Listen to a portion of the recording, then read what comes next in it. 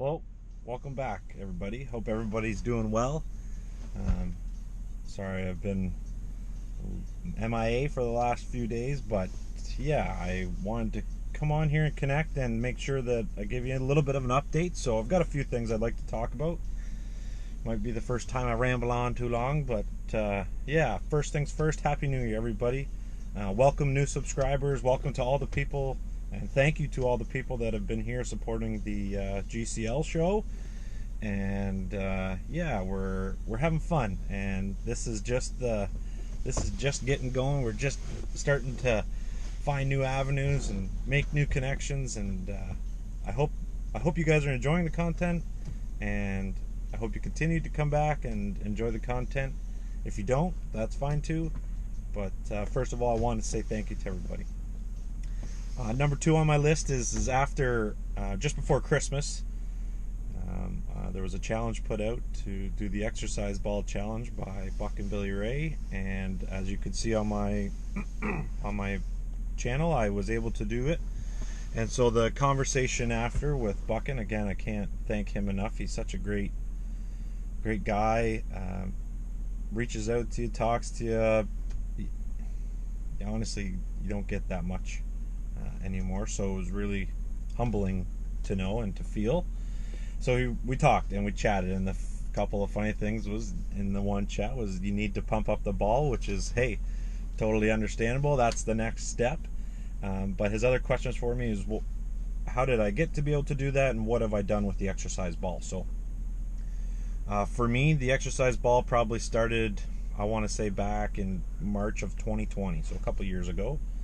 I'm in my mid 30s. I'm an athletic guy. I've played sports all my life, but always felt that some flexibility and stability have been lacking with me as I've been growing older. So I don't want to stop doing those things. I love doing those things, but I'd like to be able to do them and continue to do them for a long time.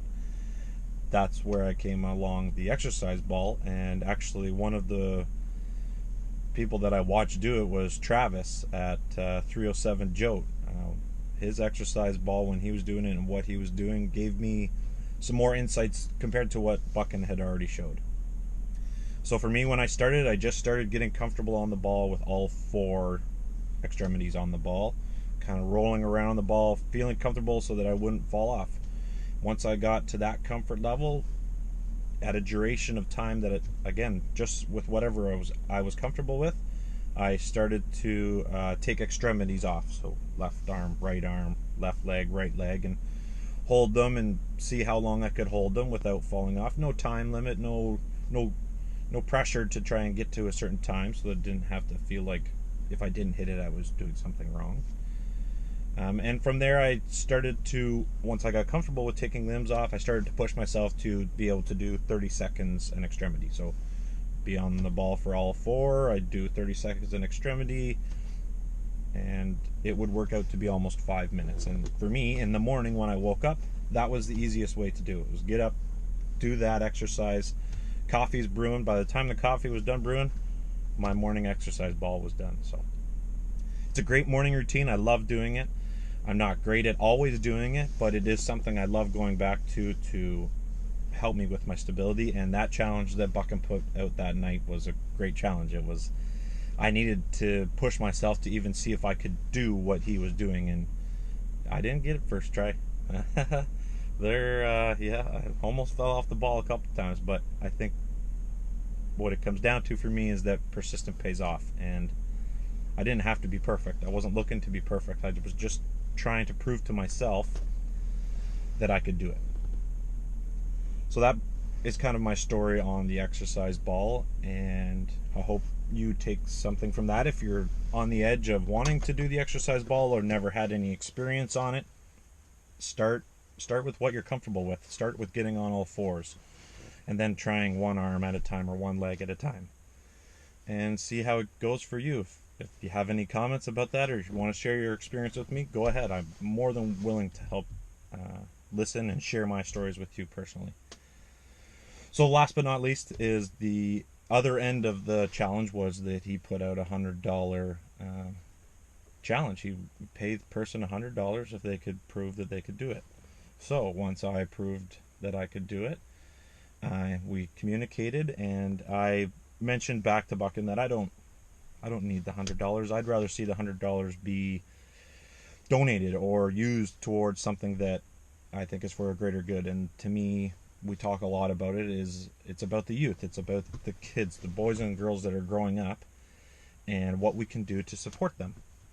So we had a conversation about all that. So he then proceeded to say, well, if you're going to donate the $100 I'm giving you, I'd like to match that donation, and we'll donate $200. So the other day, Mr. Buckin Billy Ray sent me $200.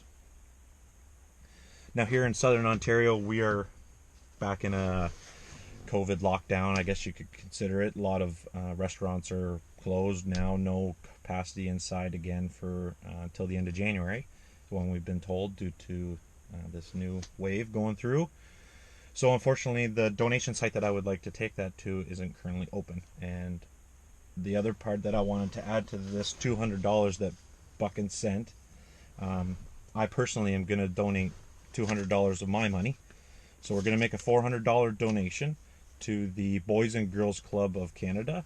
We have a local section here in London, Ontario, and I think that goes to what I was saying earlier, in that, hey, we're here for the youth. I want to help support the youth. I know Buckin, when we spoke about this, was all on board for supporting the youth, and the Boys and Girls Club have done a ton of programs across Canada for a lot of youth. So I just felt like this was the great avenue to go, and I wanted to share that with you, because I think it's important that, not trying to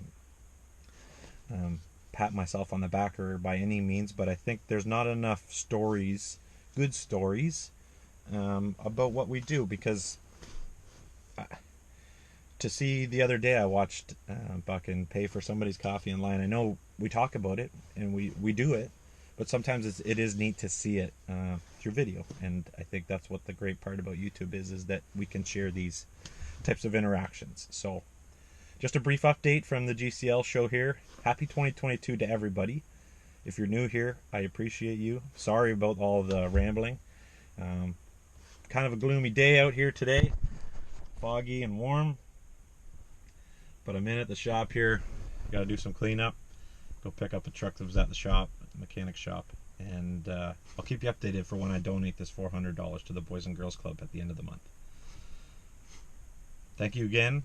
Appreciate you all. Give that thing a thumbs up if you like this. And as we say here on the GCL, catch you on the flip.